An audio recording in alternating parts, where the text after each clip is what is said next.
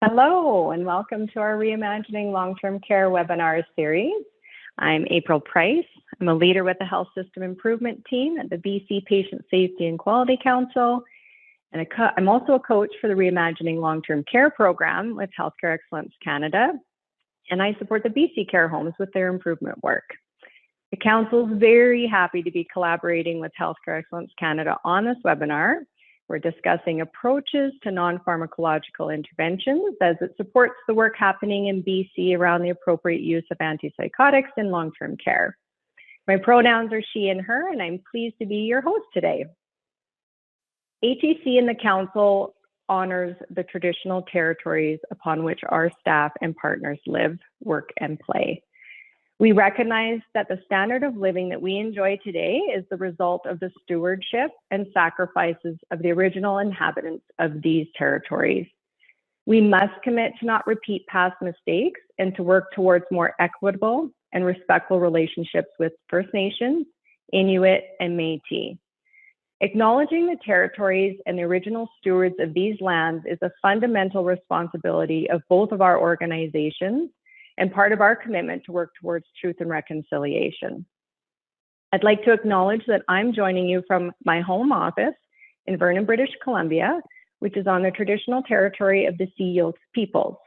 We recognize and deeply appreciate their historic connection to this place and the opportunity to gather here today. I invite you to share who you are and where you're joining from in the chat box. We are pleased to offer French simultaneous interpretation for this session. So if you wish to hear the voice of the interpreter, please select French from the interpretation menu at the bottom of your screen. We invite you to share your questions and comments at any point during the webinar in either English or French. And if you have a comment or question, please just feel free to add it to the chat box or the Q&A box. We'll look to address as many of your questions as we can during the Q&A session towards the later part of the webinar. If you need support at any time during this webinar, you can reach out to our tech support using the chat feature. This session is being recorded and will be available on our website in the next couple of days to review and share with any colleagues who happen to miss it. I want to welcome our speakers for today, who will be discussing their approaches to non-pharmacological care in their long-term care homes. First, I'd like to introduce Samantha Halgren, who is a psychogeriatric and palliative care RN at Pearly Health since 2015. A registered nurse with more than 25 years experience, Samantha is always updating her skills. In 2012, she became a certified coach in gentle persuasive approaches in dementia care. And she followed that achievement with a journalogical nursing certification from the Canadian Nurses Association. In 2021, Samantha was the first Pearly Health staff member to receive the Certified Hospice and Palliative Nurse certification. Samantha was also one of the first nurses at Pearly Health trained in the Center of Excellence's CME program. And that program works with residents, their loved ones, and staff to integrate frailty into care and treatment plans. Samantha is dedicated to the veteran units and provides teaching and support to staff to address dementia, responsive behaviors, and end-of-life care while interacting with families. We also have Leanne Broughton today, who is a retired recreation therapist doing project work at Dunrovin Park Lodge in Quesnel, BC. Dunrovin Park Lodge is a 113-bed complex care home, including a 19-bed dementia care neighborhood.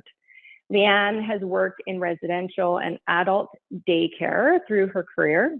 She holds a certificate in gerontology, is certified in dementiability methods, and has been a dementiability trainer for the last 4 years. She is married and enjoys rock hounding, gardening, and spending time with her grandchildren.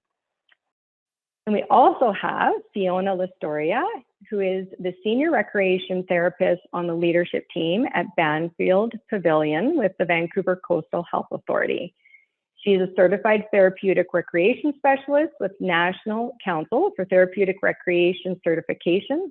Fiona has over 30 years of experience in the profession of therapeutic recreation, working predominantly in long-term care settings. Since 2022, Fiona has filled in as the interim manager at Banfield Pavilion.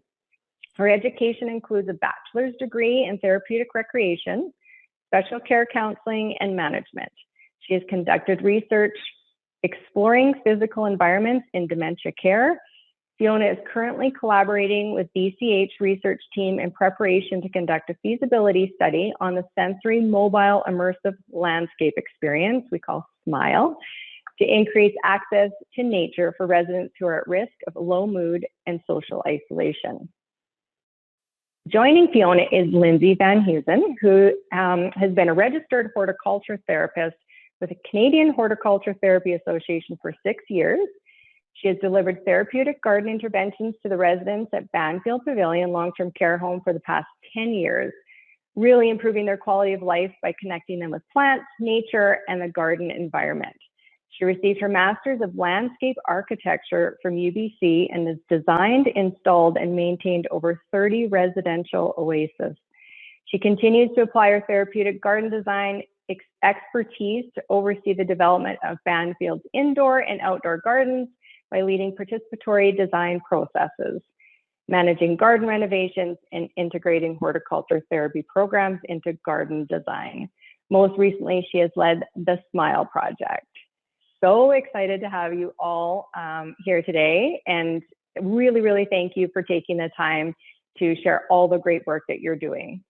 So we're going to start the panel discussion today by giving the opportunity for all 3 care homes to provide an overview of their non-pharmacological approaches to care. So we're going to start out with Samantha from Pearly Health. So I'll hand it over to you, Samantha. Perfect. Thank you, April.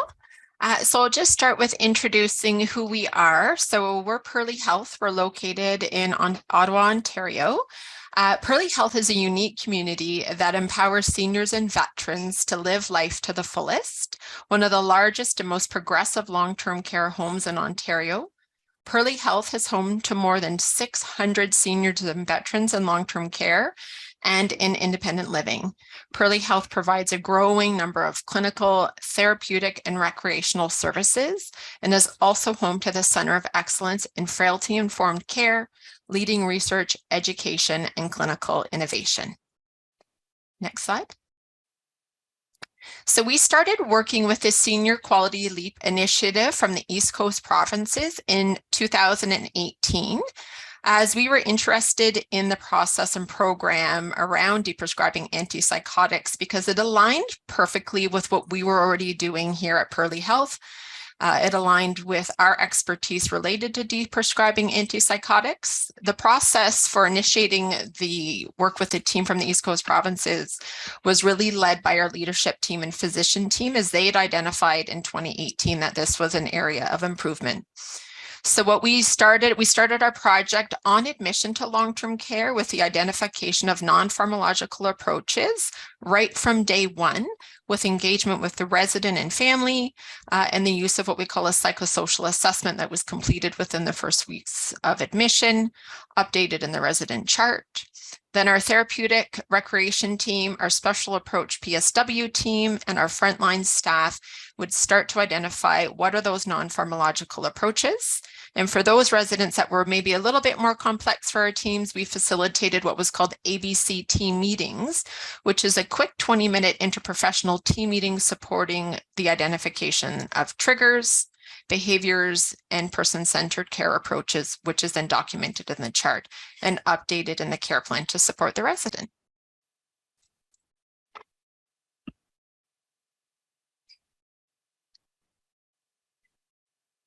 Thank you, Samantha. Okay, we'll go to the next slide. And we are going to pass it over to Leanne from Dunroven to chat about her project. Hey, good morning or afternoon, depending on where everyone is. Thank you, April. I worked at Dunroven Park Lodge, and our focus for non-pharmacological approaches was dementiability. This is something we chose in 2016, and we sent a small group of staff to the first Northern Health regional workshop in British Columbia, and came back with a lot of enthusiasm. And since that time, we've tried to send more and more staff. Currently, I think we're sitting around 60% of staff now who have taken training, from direct care staff right through to our managers. So our project was an adjunct to an antipsychotic deprescribing project that our medical director was leading, and dementia-ability approaches, dementia-ability methods was founded by Gail Elliott from Ontario. Some of you may be aware of the program. It's a person-centered approach that enables the environment to help enable residents to have meaning in their everyday lives, focusing on a lot of familiar tasks. You can see the picture that behind me, and this is just a little nook in one of our hallways that had been a storage spot for portable lifts, and two of our care aides did a little project to transform it into an art center for residents that was very successful. We have, as mentioned in the introduction, we have 113 beds in our home. It's a complex care home with a special care unit neighborhood for 19 people. Some of the things we did in our project, we trained additional staff. We changed the format of our huddles, and this was also directly associated with our medical director's project. So our huddles entailed a WOW planning session. So WOW is the dementia-ability methods care planning tool that looks at the person, the individual, their history, interests, needs, skills, and then takes our observations of the behavior that is occurring, and then we develop some approaches to deal with those behaviors that we're observing. So that was one of the changes we made. We also had one of our care aides working on a project within our project to increase the number of social histories posted on resident doors. We actually went to 66% from 33% of all resident doors in our homes, and one neighborhood, our special care neighborhood, had 100% of all residents had social histories on their doors, which helps support staff, direct care staff, anyone, visitors, volunteers, families coming into the neighborhood to better interact and engage with people living there.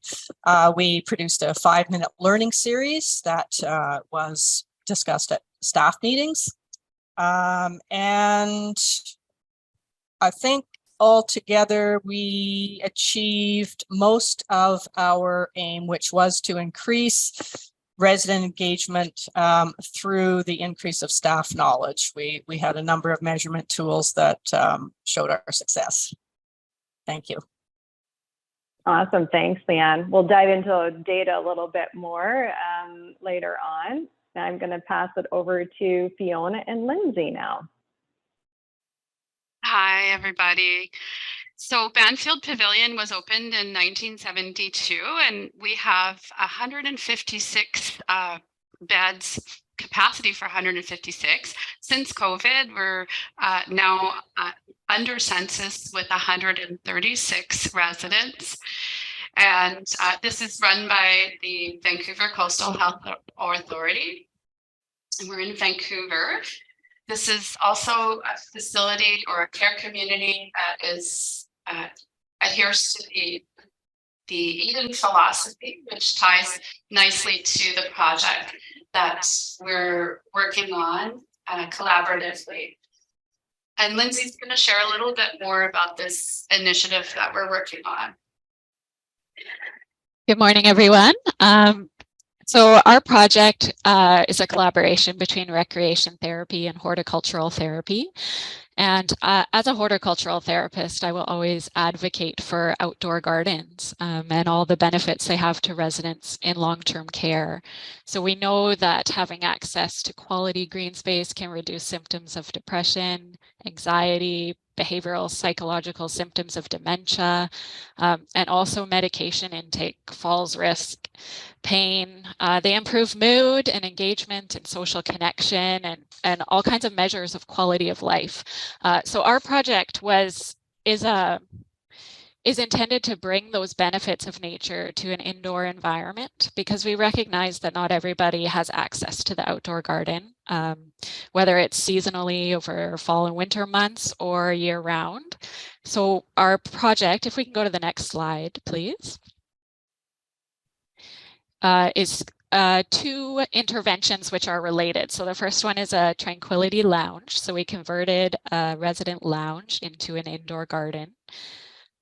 And we have all kinds of things that you would have in a outdoor garden. So we have a variety of lush greenery that can be accessed through touch and scent, different heights for different abilities, different heights of wheelchairs or residents who are using walkers.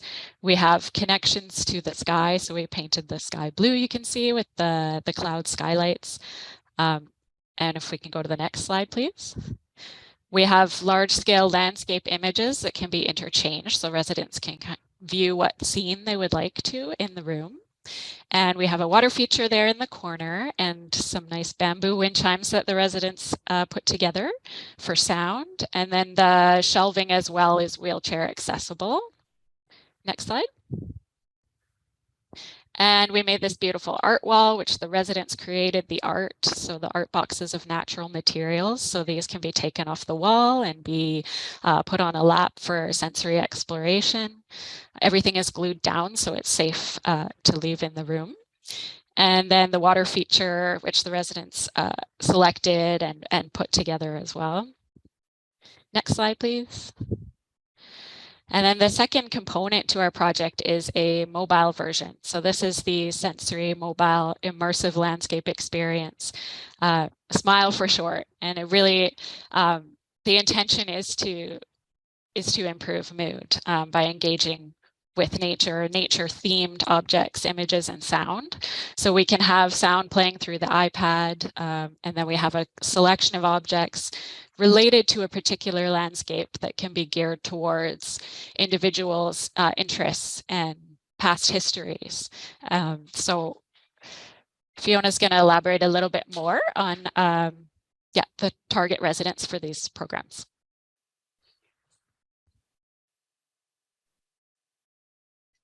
Yeah, so the Smile Cart, one of the beautiful things about it is that it combines the horticultural therapy aspect with, an opportunity to connect with nature, along with sensory stimulation. And this provides an opportunity to stimulate all areas of the brain for residents, particularly residents with dementia. And it's been, with sensory, it's shown to reduce agitation and improve mood. We know that these are the evidence-based benefits, as well as for some residents, opportunity to decrease their perception of pain.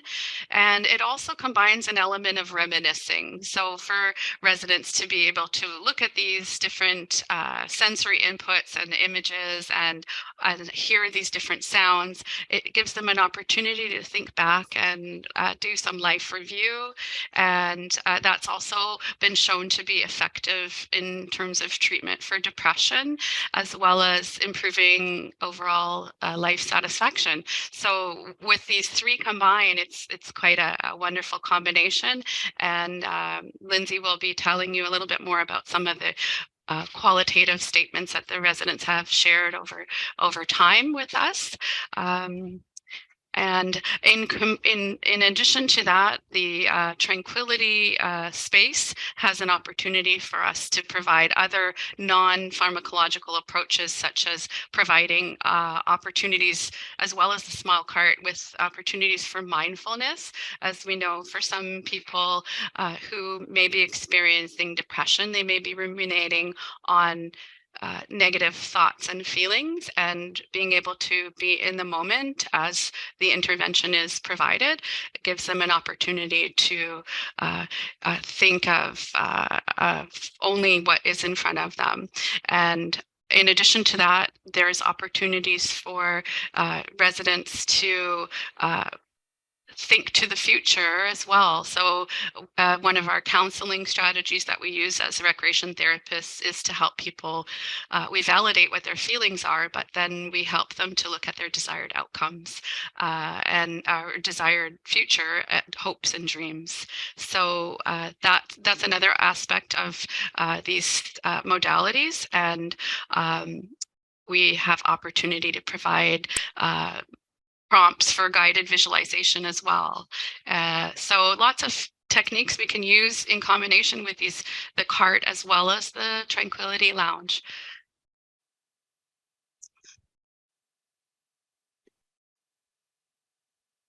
Great.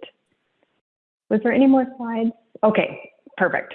So we're gonna just stop sharing our slides and we're gonna jump into our panel discussion. So I welcome Leanne and Samantha to come off. Or put your video back on, and I'm just gonna bounce around to all of you and ask a few questions. I know like these approaches to care are just absolutely amazing. Samantha, I heard you mention the deprescribing work in 2018. Would love to hear more about what drove you to focus on the work that you're doing, and was it mostly around the deprescribing, or was there anything else that you were hoping to achieve? What was your overall goal for improvement when it came to the work that you've been doing? So when we first started, I know a lot of the quality improvement work that we do here is driven from the RIMDS outcomes, summaries, and reports. And so, of course, we're always looking at that benchmark. In 2018, just kind of before we started, we noticed we were a little bit on the higher end, but nothing too significant. But it was already part of our practice. We already were identifying, when residents were on antipsychotics, were they on them for the right reasons? Were there side effects? Could we deprescribe? So that was something that was just kind of inherent to the physicians and the team that was on the floor. So it was nice. And when we started really working with the RIMDS, data, it supported us to really take a deep dive into, what was triggering those numbers to be a little bit on the higher end for us.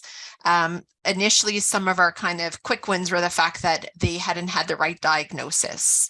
And so we needed to know that they had the 4 criteria for diagnosis.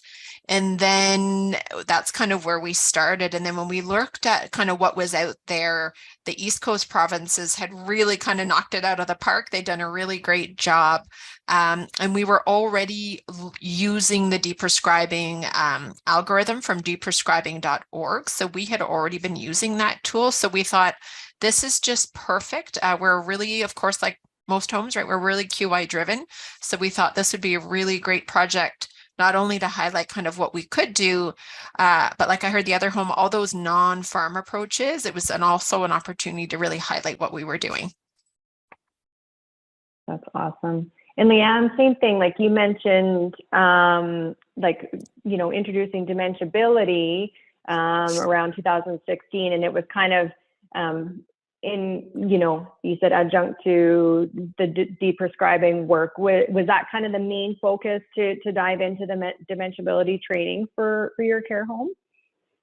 It was part of it, but we really just wanted to provide the best care we could for our residents. So this is an evidence-based program, dementiability methods. So we thought it would be a good match for the antipsychotic deprescribing project.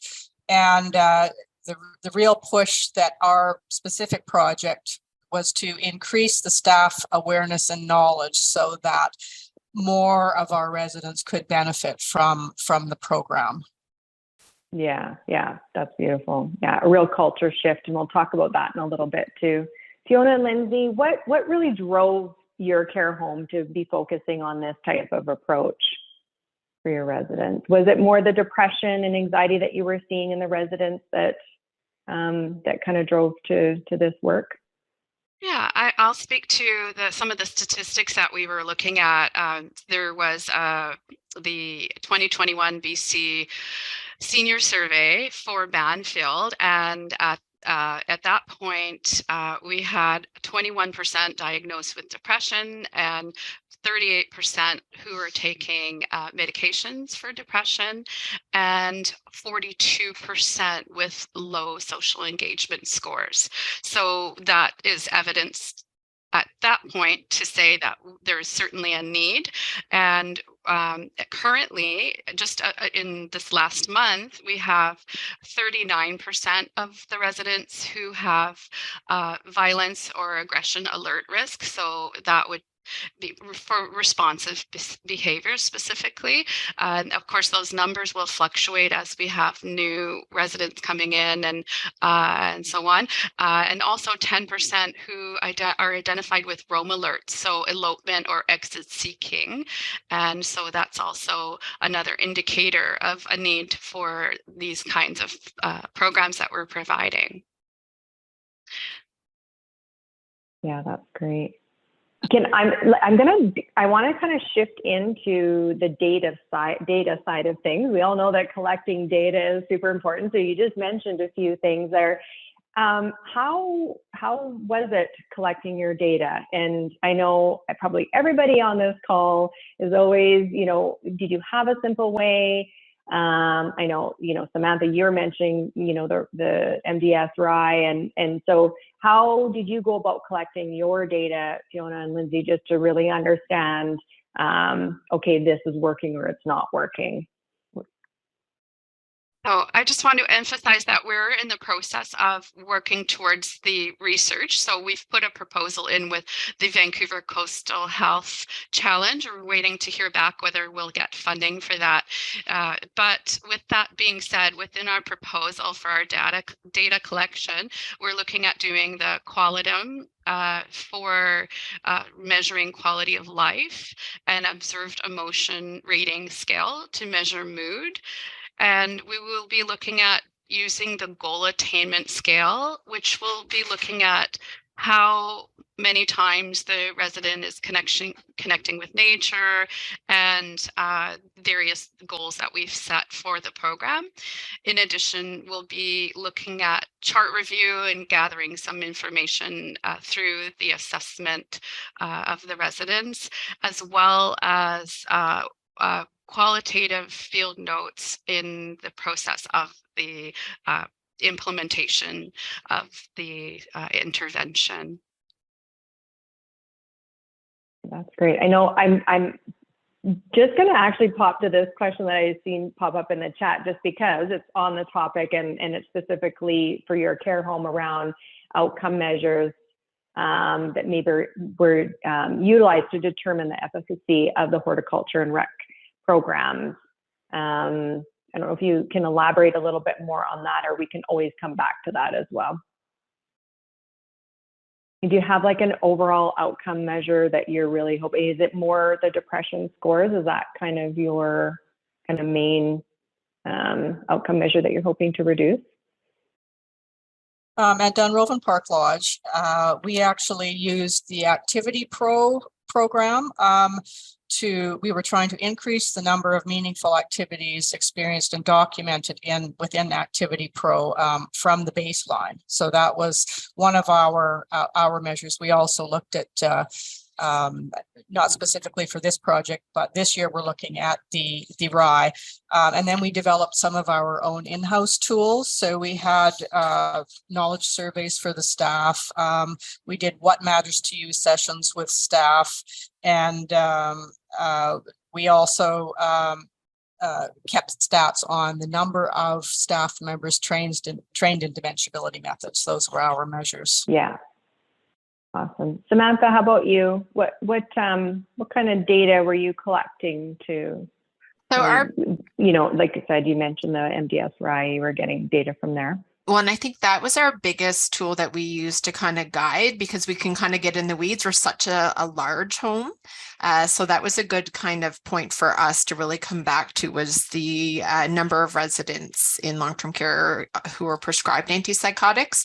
But I think I heard a couple other people say what was interesting for us, it's a hard data collection point, but what we had actually heard from staff was that they actually felt more confident at the end of the project. They were happier. They could actually see the positive outcomes. That's definitely not how we started. It was a lot of fear in the beginning of our project from the frontline staff. And I think I heard maybe Fiona talk about it too, was just, the education for staff, the empowerment for staff at the point of care. We could really kind of see a change in the culture and just their willingness to participate more, where by the end of the project, like the RNs, physicians, and our co-lead for our quality improvement project, we would identify residents who we thought would be good candidates to deprescribe. But by the end, it was so great to see the PSW team who were like, hey, can we try so-and-so? So that, like, a tough kind of measure, but it really kind of hit the heartstrings that we could see that we'd done some really great work empowering the frontline staff. Yeah, that's awesome. That's super key, that interdisciplinary approach to it, right? Fiona and Lindsay, anything else to add just around the data collection for your care home? And I know, like you said, you're entering into this research project and you mentioned a few of the data points. Anything else you want to add before I jump into the next question? Yeah, if I can, I'll just maybe highlight one of the challenges and one of the things that I've been wrestling with is that our garden space is an environment as well as a setting for therapeutic programs. And so how do we measure the independent use of the garden space is a big challenge. So we know that when staff is not there, the space is getting used. And we know from the research that we should see benefits from just independent use of the space. So that's just one of the things that we haven't totally worked out yet, but a challenge that I think needs more research. Yeah, that's great. Good to be thinking about for sure. I want to shift into talking a little bit more about just telling us a little bit about if there was kind of one key success factor, what to your work, what would that be? And Samantha, I'll start with you. I think one of of course, just with the deprescribing alone, we kind of started with a really tiny number because we were all really nervous because we picked a pretty complex unit to start on. I think that it's really back to seeing the engagement with the team, that interprofessional approach with the team on the unit, their comfort level, their confidence. We saw residents who were having some side effects from the antipsychotics. We were able actually to deprescribe them. The family support, because families were also really worried. So I think, if you could, when you kind of give your idea up front of like what might be an outcome, we were all terrified that there was going to be a significant risk of like high risk responsive behaviors. We were going to have a bunch of Form 1s. Staff were afraid to be injured. And at the end of the day, we actually had a lot of successes. We had improvement in quality of life. A lot of our residents' conditions, moods, behaviors actually improved significantly. And then just seeing the staff, it was like they could kind of take a breath kind of about halfway through, that they're like, okay, this wasn't as bad as we thought it would be, because we had a lot of fear in the beginning, just because of the nature of the complex unit. So I think that was huge. We had a significant decrease in antipsychotics, as well as, we made some process changes as well throughout our home. And some of our team members actually worked on creating a tool to monitor antipsychotic use in the home, the antipsychotic monitoring assessment, and they actually created it themselves, which was really, really great. That's so awesome. That's really cool to hear. So I'm hearing like scoping it, keeping it small to start, in terms of a success factor, that engagement piece with your staff, that family support, and then back to the data. Right. So it, again, showing your staff the data around, actually our behavior incidents didn't go up. In fact, we were seeing some success out of this and some positive results. I mean, that's such a relief. And I know we do focus a lot on the data, but the data tells our story. And so, and again, you might have that little bit of resistance to start. So it's great to be able to then visually even show them, okay, look at, we're doing this and deprescribing is working. and the behaviors aren't going up. So that's really interesting. Leanne, how about you? If you could say, there's this kind of the one success factor with the Dementiability program, or one or two, let's say, is there's something specific that has really made that program successful? I would say two things.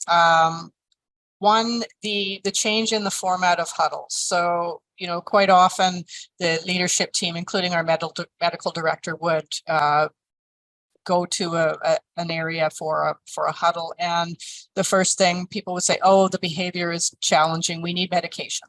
So that's flipped over now. So the medical director does the WOW plan, or actually a recreation therapist leads the WOW planning session, and they try the non-pharmacological approaches and have had quite a bit of success. So professionally, that's been very successful. And then regarding, family support services, volunteers, putting the social histories on the resident doors has made a huge impact. People are more comfortable now approaching and engaging residents because they have a starting point, how to engage these people. They know what their interests were and that kind of thing. So I think those were the main two successful things. Yeah, that's awesome. And what I love about the Dementiability program in your care home is that you almost just took the focus off the appropriate use of antipsychotic work, really focused on the dementiability, changing that mindset of the staff, and then you saw your antipsychotic numbers go down, and you've been sustaining them. They're below national average, and they have been for a while now. So it was a real culture shift that you could see in your care home. I think that was that because you focused on those kind of success pieces and that engagement piece. I think it's really key. Lindsay and Fiona, if you could pinpoint some success factors, what would it be? Yeah, I think I talked just a little bit about the qualitative aspect of it. So the resident response has just been amazing. Particularly, I'll talk about the SMILE program.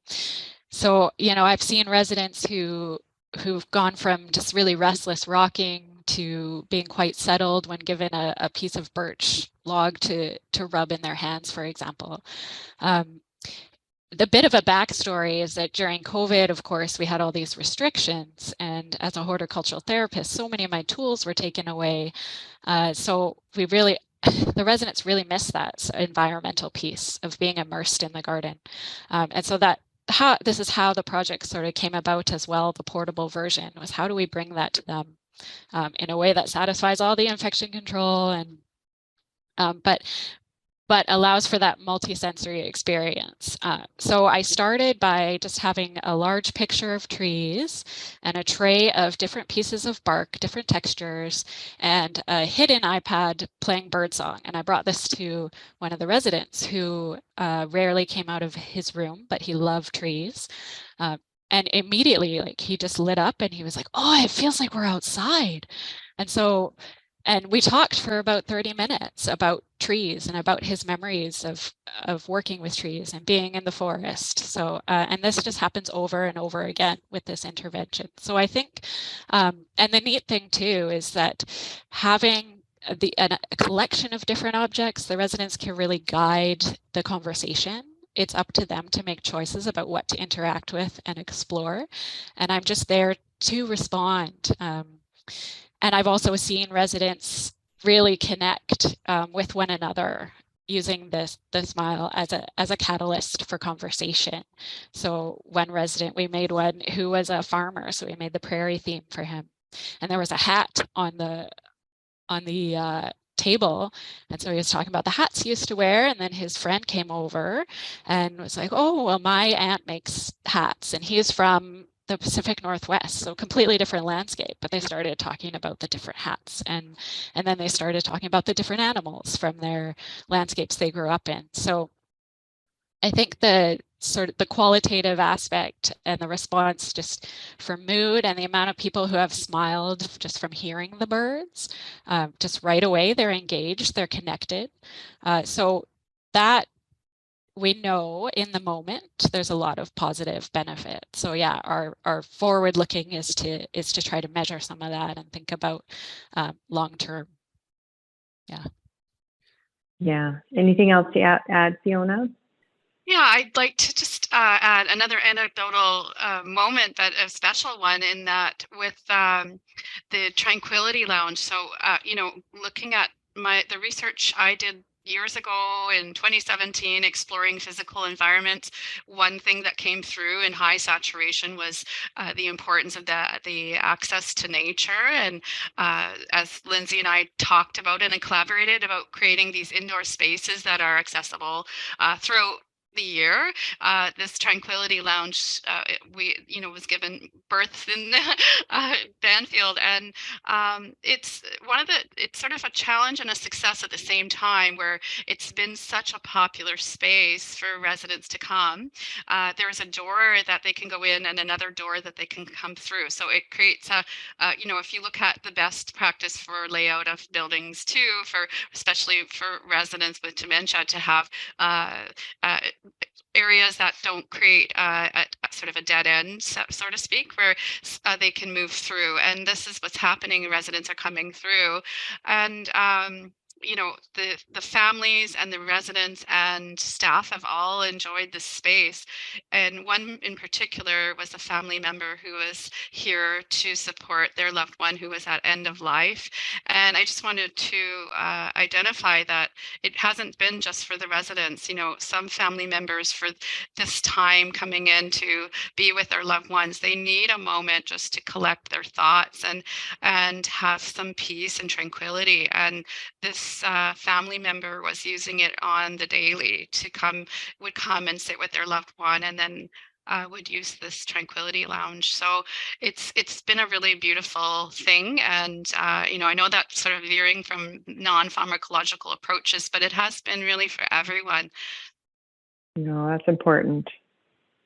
Yeah, that's huge. And, if we have time there, I did have a question around that resident family engagement piece, and that's huge that it can be used, and probably staff as well, right? And so it's, multi-pronged approach.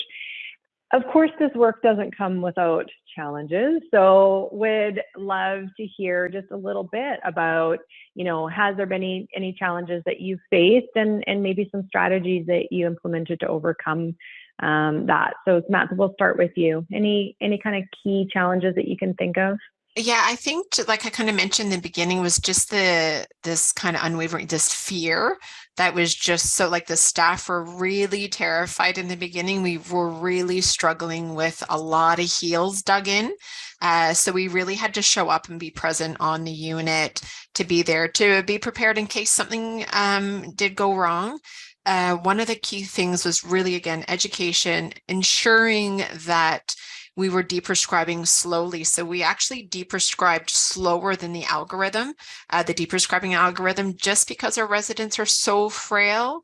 They just don't respond in the same way. So we were really nervous ourselves. So we thought we would start with even less of what is, identified on the deprescribing algorithm. Of course, the new complex admissions that were coming in with higher doses of antipsychotics, that a bit of a mix of like antipsychotics, benzos, and a kind of mixed bag of everything. That was also a real big challenge because you don't know where to start. So we really would just start with the antipsychotics. And then, of course, I think like everybody else, this pandemic hit hard.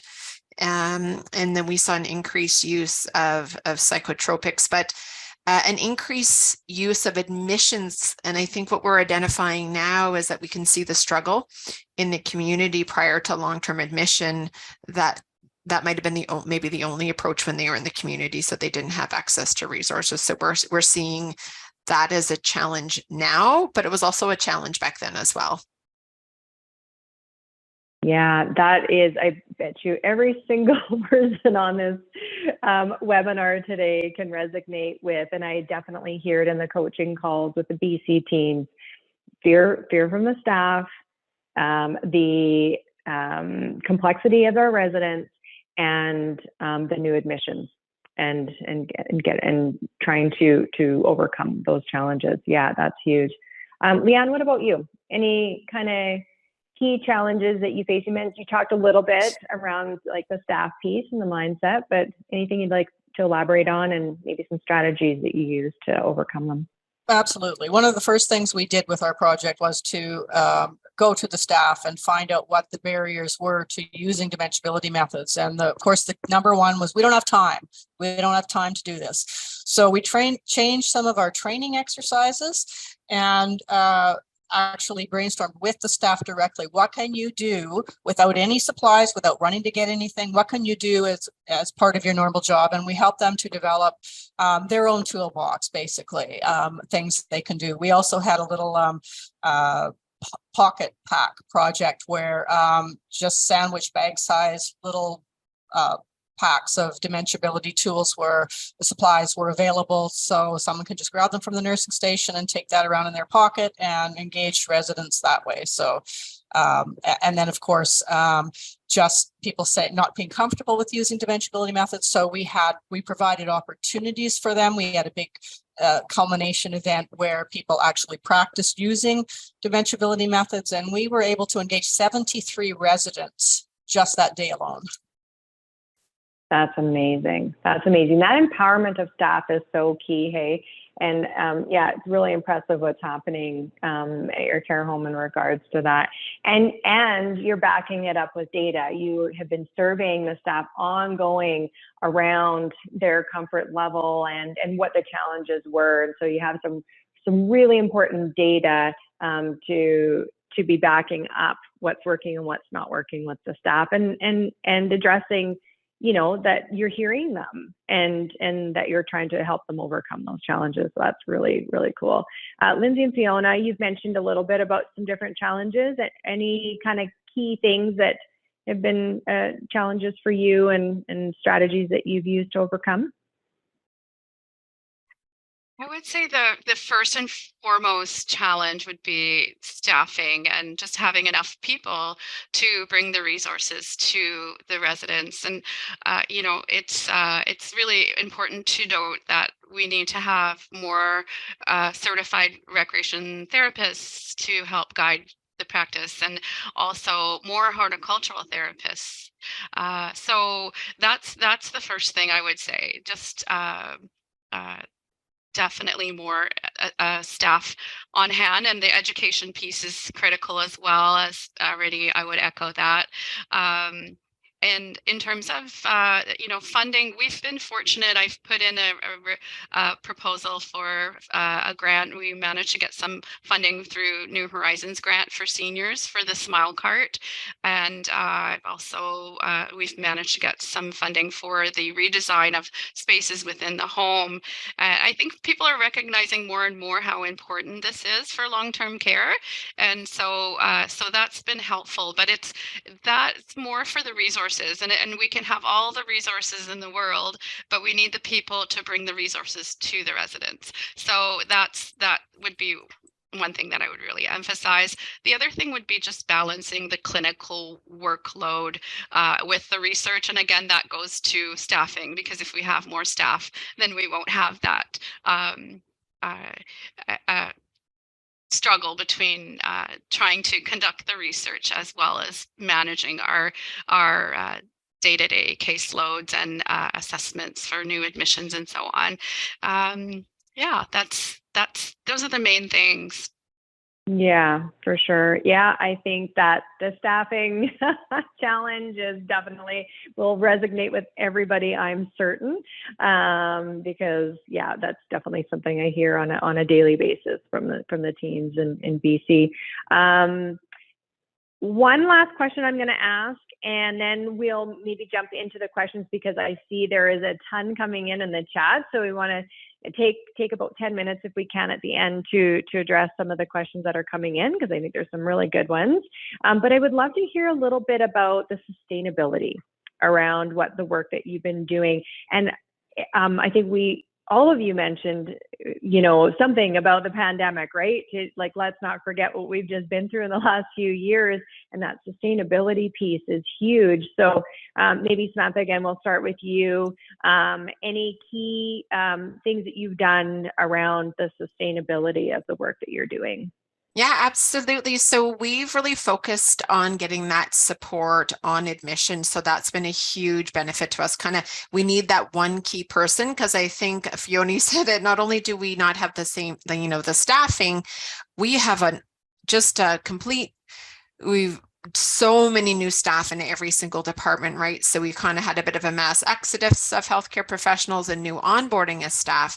So what we're really doing is focusing on one main key department, which is admissions, starting the AUA process for us.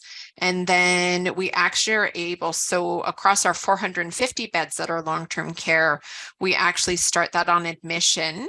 We do the antipsychotic monitoring. And what we've done is we've kind of built into our culture that non-pharm approaches, it's just how we practice. So we train on average anywhere between 150 to 200 staff a year on the GPA, so the gentle persuasive approaches in dementia care. And then as well as we have anywhere, probably we do GPA walk and talks, which are just in time training. So you got to really be out there. And I think like Leanne has those pocket kind of bags, you've kind of be out there in their face on the floor, walking and talking, what we're hoping to accomplish. And again, our resident care liaisons across the whole home, they start with a psychosocial assessment, which is really the resident's story, which aligns with our vision here, which is frailty informed care, and that the see me, knowing me, it's really about me first, the person first, the resident first. So we've been able to sustain that across the home. We are actually in the midst of kind of doing a review on how can we actually improve our current process, even with a bit of a bigger spread. So that's actually the next project that we're working on. That's amazing. That's amazing. Yeah, the new admission and really getting ahead upstream to the antipsychotic work is huge. Again, we hear that constantly during the coaching calls, and our rates are so high in hospital.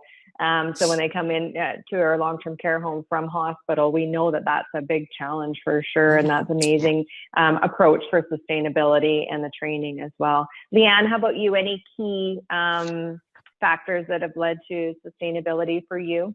Absolutely. Support is key.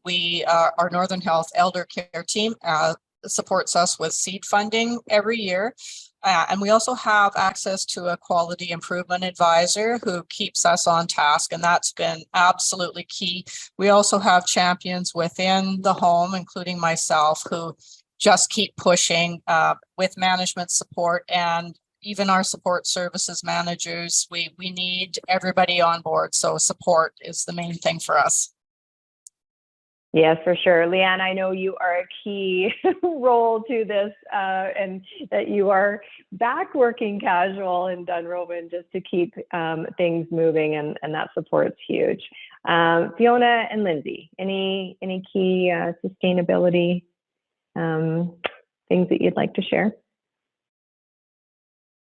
So we have wonderful volunteers here who are able to help with a lot of the upkeep and not so much delivering SMILE program. That has to be from trained staff, but that's been really helpful. And also the residents themselves, most importantly, are able to maintain the space. So if you look behind Lindsay, or even in this photograph here, you can see there is some watering cans and spray misters that the residents can come in, and they take a lot of pride in this space because they've helped develop it. They've created it with Lindsay. They've painted the walls and the ceilings, and so they really care about everything that's in there, the plants, and maintaining it and deciding on what's going to be next. So that's pretty exciting. With regards to training, Lindsay's been providing in-service training as to the benefits of the Tranquility Lounge, and really encouraging staff to bring residents in there, so that they, eventually the residents may after they've been escorted in a few times, they may start to go in on their own. This is our hope. We're also looking to do future research. Our hope is that we will evaluate the decrease in medications. And this first study that we're planning to do in the fall is looking. It's a pilot feasibility study. So we're doing that in September, and we've put all the proposal in. So we're hoping, cross your fingers for the funding for that. And yeah, otherwise it's the funding that we got from the New Horizons grant is also helpful in sustaining what we're doing, and we just keep moving forward with direction from the residents as to what they want on the Smile card and what they'd like to have in the new redesigned spaces. Yeah, that's amazing. Yeah, it's amazing. I can't wait to see the outcomes of your research. It's so exciting that you have the opportunity to do that. Okay, I am going to try and get us to address a few, or maybe one or two at least, anyways, before we have to wrap up the session. Okay, so first question that's coming in: do you have different approaches for more behaviorally challenging residents? Wondering what advice you can share. So Samantha, do you want to maybe start? Do you have any key advice for the real challenging behaviors? So we have at our home, we're lucky to have an in-house psychogeriatric nurse on site, as well as what we call 3 special approach PSWs. The other name for them in Ontario is Behavioral Supports Ontario team members. So they're a real lead. So when we have complex residents, our team actually gets a referral from the frontline staff once they've done their due diligence. So we're always expecting a delirium screen, right? So just kind of the basics to be done to be assessed. And then our team actually goes out onto the floor to model care. And again, we're looking at, what are those person-centered care approaches? The other thing that we do, which is really important, we started this in 2014, I believe. No, sorry, 2011 we started. We started what we called ABC huddles or ABC team meetings, which is a 20-minute interprofessional team meeting. So every single discipline is invited. And our disciplines who may have missed a meeting are often a little upset if they miss a meeting, but it's a 20-minute brainstorming. Every idea is a great idea. And what we focus on is the first A is, what is the residents' triggers, or what do we think maybe? What are the residents' behaviors? How do the behaviors make you feel as a staff member? So we can take some time to talk about staff and offer staff support, which is really important. And then what do we think or feel maybe some of those interventions? And it's amazing when you engage the entire team, from housekeeping to dietary to family. Family are invited to our team meetings. We always, we get snacks just to encourage them to come. And it's a real game changer. It really is, because the whole team works on identifying those approaches, and then those exact approaches get updated in a care plan. And we also have the getting to know me, but we have a all about me poster that goes on the residence room. So you kind of get some cheats just to help identify. So that's really what we do, but we're right at the point of care, which is really great. That's awesome. Thank you for sharing that, Samantha. I think we need to wrap up, and I only got to one question. I'm sorry, audience and participants. This has been such an amazing session. So appreciative of everyone sharing your great work. I definitely want to just thank you so much for just taking the time to be with us today. And sharing just the amazing outcomes that you're having. And I hope everyone joining today has gained some ideas on some different approaches to care in your care home. We have a poll that has popped up, and so we really appreciate the feedback. Let us know if this session was helpful to you. I ask that you please take a moment to now complete the poll questions on your screen. We'd also like to just sign off with reminding you that Healthcare Excellence Canada's next webinar will be June 22nd from 1 to 2 p.m. Eastern Time, and will feature a presentation by the Mental Health Commission of Canada on workplace mental health and psychological safety. This concludes today's event. Thank you so much for participating. Have a wonderful day, everybody. We'd love to get your feedback, so please complete the poll before you sign off. And thank you so very much again to our panelists. It was really amazing to hear all your great work. Have a great day, everybody.